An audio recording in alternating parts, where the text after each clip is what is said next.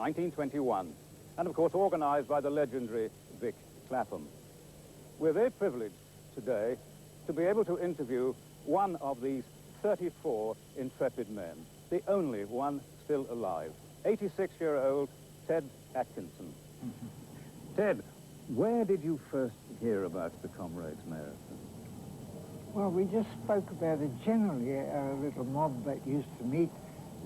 Just among one of the topics we talk about, we said, you know, they're going to have a race from Marsburg to Durban. And somebody else said, ah, silly asses, eh? And then some said, oh, what about us going in for it? That would be daft. And that's how it was started. And how long before the race did you chat and decide to enter? Oh, about 2 weeks. And did you do any training? Training twice around the race course. Lovely springy glass to walk on. That's all we ever did. And now we're going to relive that atmosphere by going along the route that Mr. Atkinson ran in 1921. This is Inchanga Station, which is about halfway between Durban and Pietermaritzburg. And the train carrying Ted Atkinson and his very excited colleagues actually stopped here for 15 minutes or so they could get out and have tea and refreshments, you know, because the first Comrades Marathon Day was really quite a gala occasion, and the atmosphere on that train must have been electric. Ted, what was the atmosphere? Oh, it was very hilarious, and chaps all chaffing and shouting, terrific noise. The other people on the train, the other passengers, did any of them tell you that you were balmy doing this? No, we knew it. No, we knew you were balmy. How many were there of you coming from Durban? Well, there was about over 90. Don't forget, a lot of them were just going up as friends of the runners. And we had just about 100, I suppose.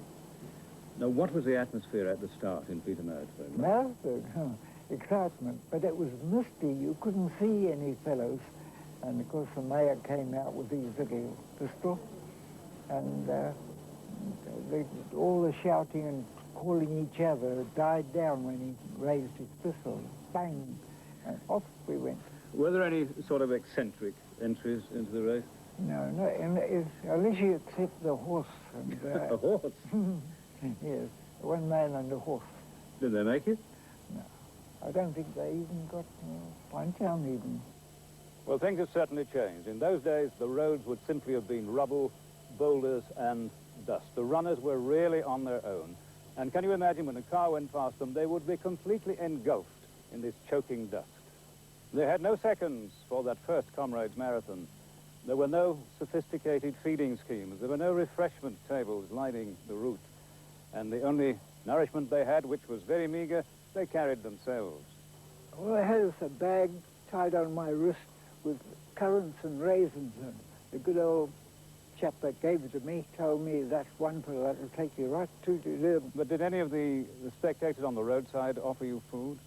Yes, all those were stalls. They had little pies and all sorts of things, cake things.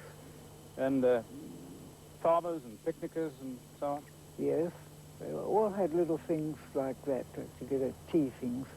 And, of course, one had these madumbis, thought somebody might like them. Well, 3 of the runners did. They were old friends of mine. I saw them throwing these madumbis away after a few yards, and they gave up the race, too, after a few yards.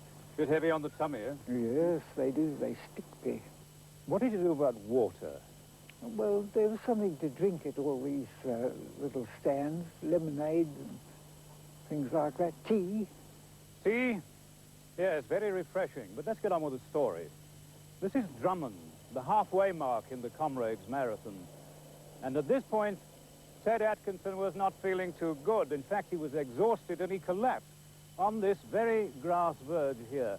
And he thought that he was not going to be able to carry on. But salvation was at hand in the form of a glass of eggnog delivered by a spectator. And from then on, Ted never looked back. Thank you, thank you.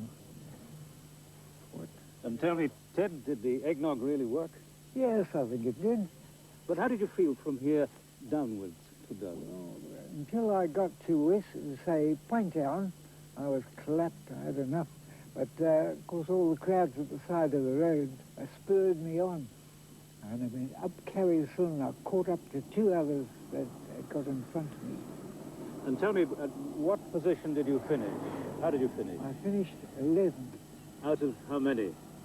Out of 11. Ted Atkinson, a name to be remembered in the long history of the Comrades Marathon. And rather an interesting thought, that as Ted was running in this, the most grueling of all ultra-long-distance races 67 years ago, there were men being born who have lived their lives and retired, and who will be watching the Comrades Marathon this year on television, as will indeed Ted and his wife Lily, as Ted relives every step that he took all those years ago. Hier na een topsport